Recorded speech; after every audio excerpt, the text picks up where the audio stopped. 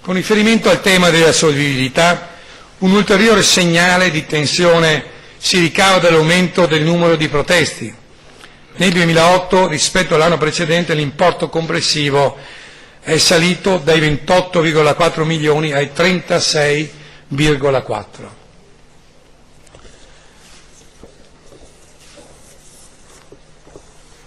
Come è noto, la Camera di Commercio ha deliberato a questo riguardo un fondo straordinario per il credito di 2 milioni di euro da erogare agli organismi di garanzia fidi come speciale fondo rischi da iscrivere al patrimonio. Con tale investimento si è inteso favorire le imprese che hanno necessità di superare una certa criticità di liquidità oppure intendono effettuare investimenti a medio e a lungo termine. La Camera di Commercio però non si è limitata a sottoscrivere il documento, ma effettua un monitoraggio periodico sulla effettiva destinazione dei 60 milioni di euro destinati alle imprese. L'ultimo rapporto che ho ricevuto del 20 aprile scorso conferma che sono stati deliberati affidamenti per 16 milioni e 800 mila euro, di cui 15 milioni per prestiti chirografari. C'è ancora una disponibilità di 44 milioni di euro.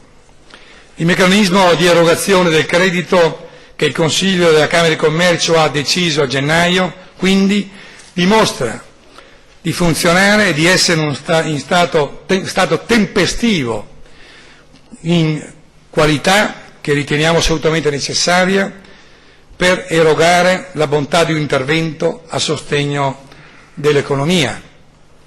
Ma in questa occasione devo anche ringraziare pubblicamente tutte le banche che hanno partecipato in modo sensibile e tempestivo e che ancora una volta hanno ritenuto che il centro dell'attenzione in questo momento erano le imprese, l'occupazione, l'attenzione alla dinamica e tutto questo raggiunto in 28 giorni, comprese le festività natalizie. Grazie per l'applauso alle banche questo. Credo che sia anche questo un esempio virtuoso di finanza reale che collabora in sinergia con l'economia reale. Per la giornata dell'economia abbiamo raccolto anche l'opinione e il sentiment dei nostri imprenditori sulla crisi per sapere come sono le conseguenze negative riscontrate per la propria impresa, gli interventi strategici che stanno realizzando, le scelte politiche che ritengono necessarie per contrastare questi effetti e quando si verifica la fase più acuta, quando anche si potranno riscontrare, credo, i primi segnali di ripresa in provincia.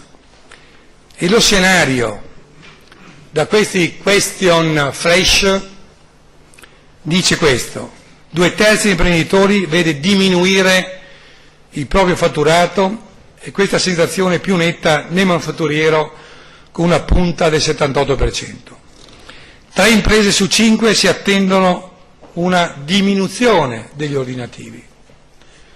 1/3 degli imprenditori crede che la ripresa arriverà non prima del 2010, ma quasi la metà degli intervistatori, cioè il 47%, ritiene che il momento peggiore sia proprio quello che stiamo vivendo, cioè il primo semestre 2009.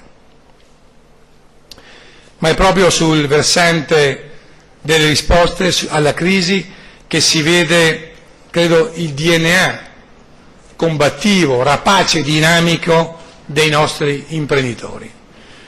Se il 65% delle imprese constata una contrazione del fatturato, per il 20% la crisi non ha avuto per il momento effetti negativi ma neutrali, e addirittura per il 6% del campione il fatturato è cresciuto nonostante il clima economico sfavorevole.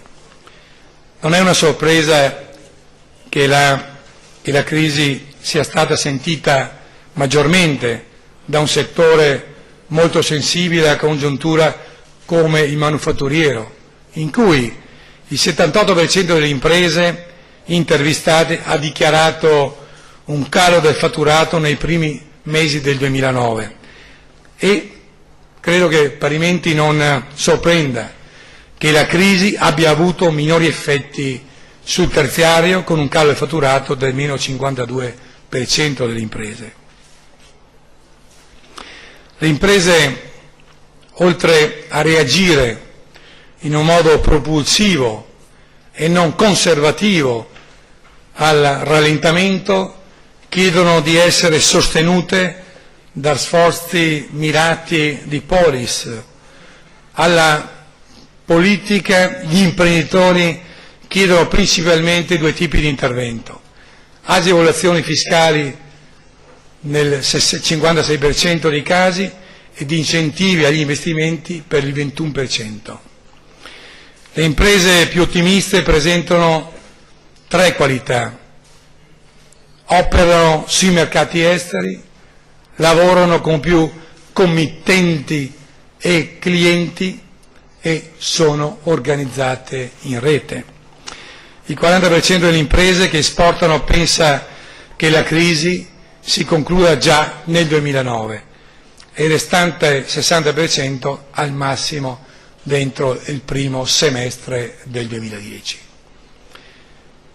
Credo che ce ne sia abbastanza per capire dietro a queste percentuali di questa indagine quanta determinazione, quanta volontà di ripresa le nostre imprese esprimono, ma soprattutto vogliono crescere, competere. Questo è un sano ottimismo, consapevole però che siamo per arrivare e soprattutto per riavvivare il ciclo della crescita. La nostra provincia rimarrà competitiva, presentando sui mercati beni e servizi con valore aggiunto, non standardizzati e non a basso prezzo. Ma bisogna, credo, possedere e utilizzare un'adeguata concentrazione di alto valore aggiunto in quanto all'attività, ma ci vuole anche un proprio brand, soprattutto essere titolari di una proprietà intellettuale ed avere poi il coordinamento e la governance della distribuzione. Con tutto questo, credo, nel mio sano ottimismo confermato dal vostro sorriso, vi ringrazio per l'attenzione e passo la parola al Presidente signor Imeldi Bronzieri Cavalleri per la sua testimonianza in quanto azienda che da 30 anni ha questi 4 particolari che in finale avevo appena citato. Grazie per l'attenzione.